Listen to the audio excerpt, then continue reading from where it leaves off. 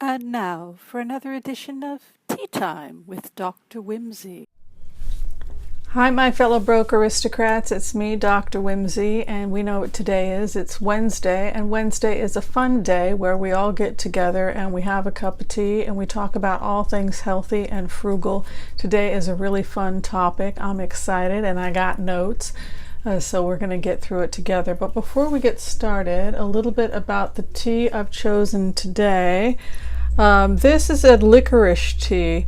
This is a lemongrass licorice tea, and as you can see, I did not filter it. That is not by design. It's because I do not have a strainer here at the office, but that's okay.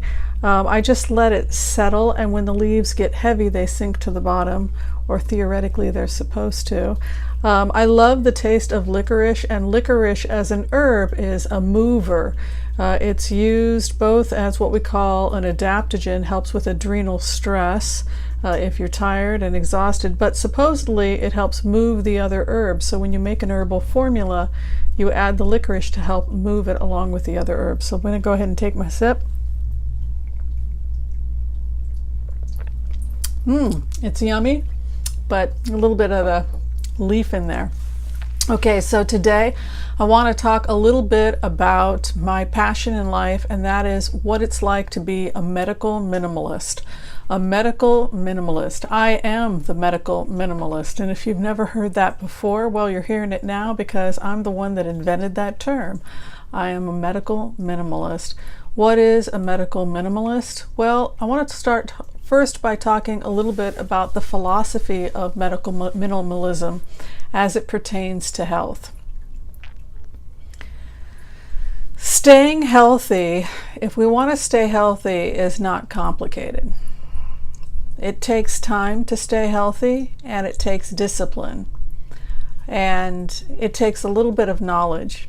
If you can do that, there's a good chance that you're going to be able to stay healthy longer. Medical minimalism is the idea that we make choices about our health every single day. Every single day, you and I are making choices about our health. Sometimes we drag our bodies around like our bodies are an appendage. We just take it from point A to point B. We really don't think about our bodies. We don't think about the consequences of how we treat our bodies. And then sometime in our 40s and 50s, as things begin to break down and fall apart, we become horrified that this thing that we've been carrying around called a body is falling apart. Medical minimalism understands that health is a choice we make from moment to moment. And I want people to think about that. Your health, the health of your family, is a choice you make from moment to moment. And so we have to ask ourselves, what choices are we making?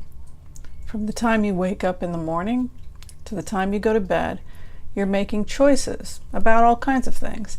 And those choices will come with consequences. Consequences for you and the people in your life. We make our choices moment to moment.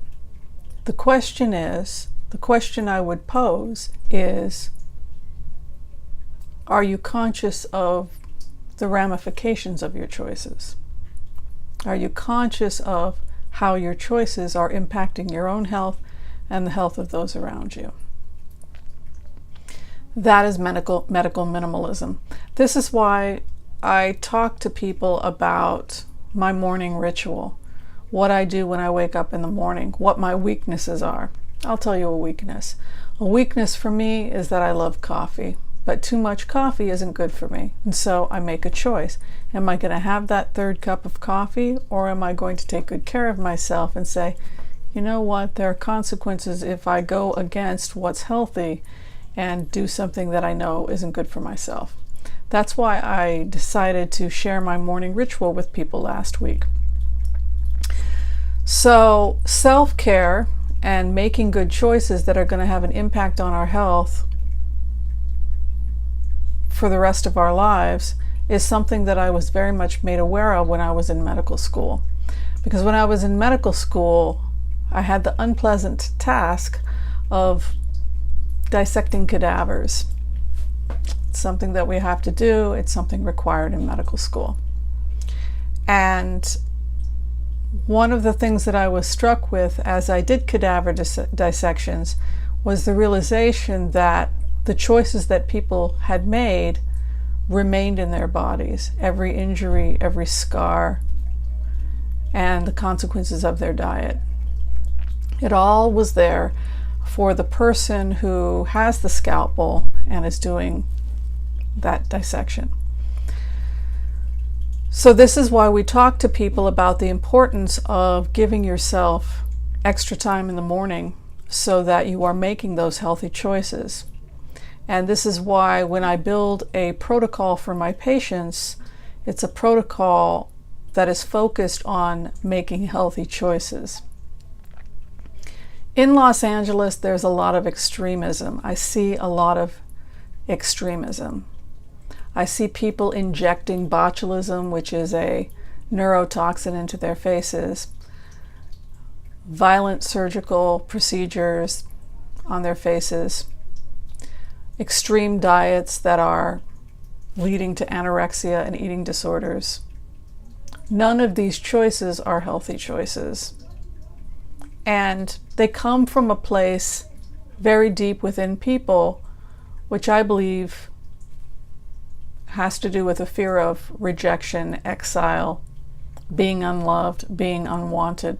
I think it's probably the greatest fear that human beings face, the fear of being unwanted, of being cast out, of dying alone.